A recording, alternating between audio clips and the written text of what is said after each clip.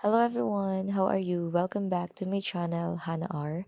So in this video, I am going to share how you can update or edit your Facebook page name. Because recently Facebook has a new update and things are getting simpler now. So the first thing that you need to do is, of course, go to your Facebook page and just click these three lines in the upper left corner and then search for settings and privacy.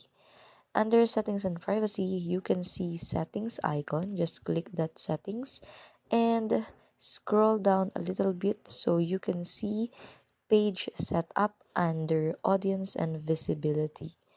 And from this, you can see name. So you have to click name in order to edit your Facebook page name.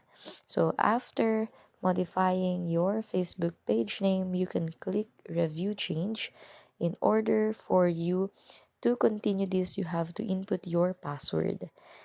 And by the way, you can only change once every 60 days. So it is 2 months. So you can only change your Facebook page name once in every 2 months.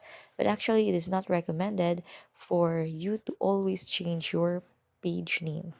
Okay, so after that, you just have to click review change, and that's it. That is the simpler way how to edit or modify your Facebook page name. I hope that this video helped you, and if ever that you have additional questions about this video, you can comment it in comment section.